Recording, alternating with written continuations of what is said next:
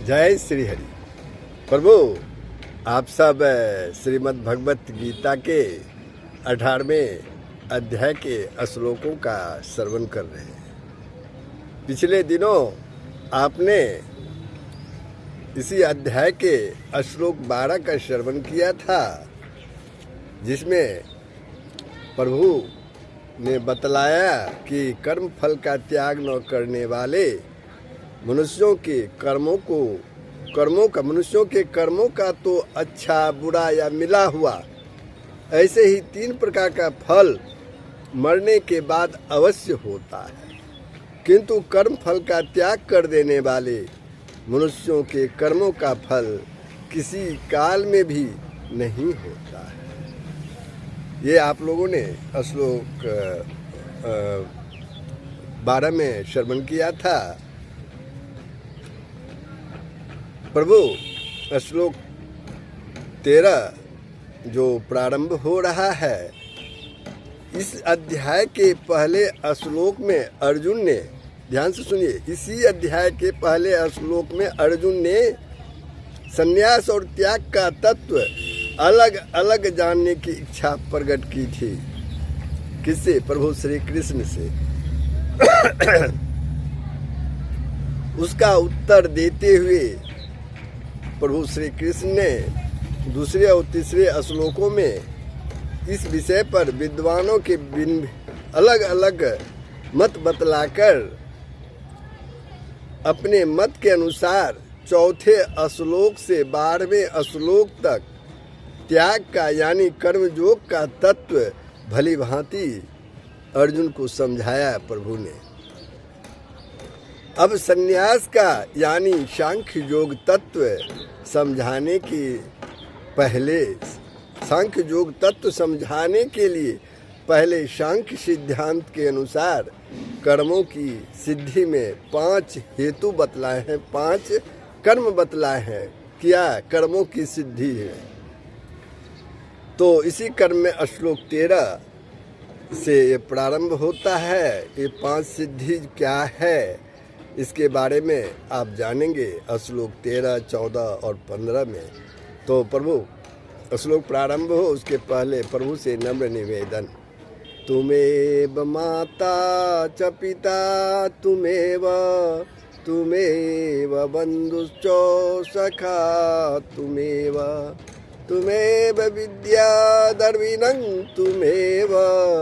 तुमेव सर्वमं देव वासुदेव सुतं देवं कंस चाणूरमर्दनं देवकी परमानंदं कृष्णं वंदे जगद्गुरुं। तो श्लोक 13 का आप श्रवण कीजिए।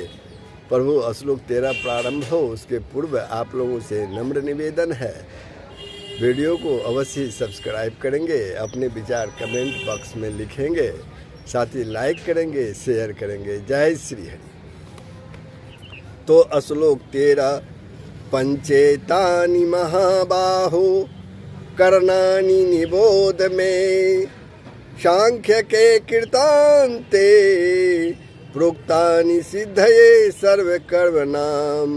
एक बार और सुन लीजिए, पंचेतानि महाबाहो कर्णानि निबोध में सांख्य के कृतान्ते प्रोक्तानि सिद्धये सर्व कर्मणाम। प्रभु कहते हैं अर्जुन से कि हे महाबाहो, संपूर्ण कर्मों की सिद्धि के ये 5 हेतु यानी 5 कारण कर्मों का अंत करने के लिए उपाय बतलाने वाले सांख्य शास्त्र में कहे गए हैं, उनको तू मुझसे भली भांति जान। इस श्लोक में प्रभु अर्जुन को कहते हैं कि हे महाबाहो, सारे कर्मों की सिद्धि के ये 5 हेतु यानी कारण कर्मों का अंत करने के लिए उपाय बतलाने वाले सांख्य शास्त्र में कहे गए हैं, उसको तू मुझसे भली भांति जान। अब अगले श्लोक में जो है वो बतला रहे हैं, क्या बतला रहे हैं? अब उन 5 हेतुओं के नाम बतलाए गए हैं श्लोक 14 में, जो ध्यानपूर्वक इस पर श्रवण कीजिए।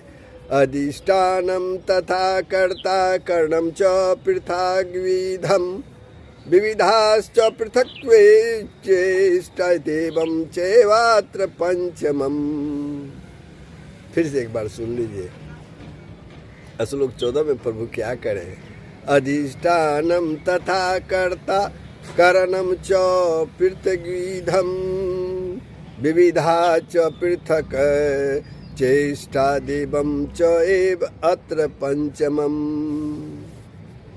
इस विषय में अर्थात कर्मों की सिद्धि में अधिष्ठान और कर्ता तथा भिन्न भिन्न प्रकार के करण एवं नाना प्रकार की अलग अलग चेष्टाएं, और वैसे ही 5वां हेतु देव है, वैसे ही 5वां हेतु देव है, प्रभु ने यहाँ बतलाया है।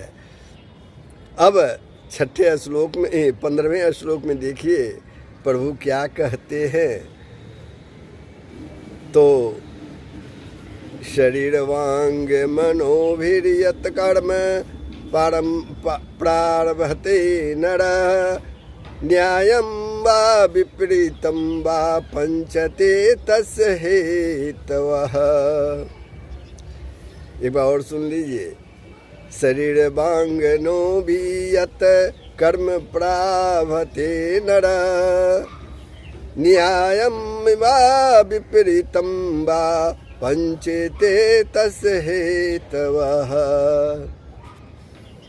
मनुष्य मन वाणी और शरीर से शास्त्रानुकूल या विपरीत जो कुछ भी कर्म करता है उसके ये 5 कारण हैं। क्या कहते हैं प्रभु? मनुष्य मन वाणी और शरीर से, मन वाणी और शरीर से शास्त्रानुकूल यानी शास्त्र के अनुकूल या विपरीत, उस ठीक शास्त्र के उल्टा जो कुछ भी कर्म करता है उसके ये 5 कारण हैं। क्या कारण है वो आगे आप जानेंगे। नरह पद यहाँ किसका वाचक है? नरह पद आया है लास्ट में कि शरीर वांग मनोभिर्यत कर्म प्रावर्ते नरह। तो नरह शब्द पद जो है यहाँ किसका वाचक है और इसके प्रयोग का क्या भाव है, यहाँ क्यों प्रयोग किया गया है? नरह पद यहाँ मनुष्य का वाचक है। इसका प्रयोग करके यह भाव दिखलाया है कि मनुष्य शरीर में ही जीव पुण्य और पाप रूप नवीन कर्म कर सकता है। यहाँ दिखाया गया नरह करके क्या कि ये जो शरीर है, मनुष्य शरीर से ही मनुष्य जो है पुण्य का या पाप रूप नया कर्म कर सकता है। अन्य सभी भोग योनियां हैं, अन्य सभी जो योनियां हैं मनुष्य योनि के अलावे वे सारी भोग योगनियां हैं, उनमें पूर्वकृत कर्मों का फल भोगा जाता है, नवीन कर्म करने का वहाँ अधिकार नहीं होता। अब न्यायम पद किस कर्म का वाचक है? यहाँ न्यायम भी आया है, ये किस कर्म का वाचक है? वर्ण आश्रम प्रकृति और परिस्थिति के भेद से जिसके लिए जो कर्म कर्तव्य माने जाते हैं उन न्यायपूर्वक किए जाने वाले यज्ञ, दान, तप, विद्या अध्ययन, युद्ध, कृषि, गोरक्षा, व्यापार, सेवा आदि सारे शास्त्र विहित कर्मों के समुदाय का वाचक यहाँ न्यायम है। अब इस प्रकार सांख्य योग के सिद्धांत से समस्त कर्मों की सिद्धि के अधिष्ठान आदि 5 कारणों का निरूपण करके अब वास्तव में आत्मा का कर्मों से कोई संबंध नहीं है। आत्मा सर्वथा शुद्ध, निर्विकार और अकर्ता है। तो प्रभु श्लोक 15 पर मैं विश्राम लेता हूँ। ये प्रसंग धीरे धीरे आगे बढ़ता रहेगा। इसके बाद आत्मा को कर्ता मानने वाले की निंदा करते हैं। यह बात समझाने के लिए जो आत्मा को कर्ता मानने वाले की निंदा करते हैं, ये श्लोक 16 में आप श्रवण करेंगे। तब तक के लिए मैं यहीं पर श्लोक 15 पर मैं विश्राम लेता हूँ। जय श्री हरि। सबका कल्याण हो, पूरे विश्व का कल्याण हो। जय श्री हरि, जय श्री हरि, जय।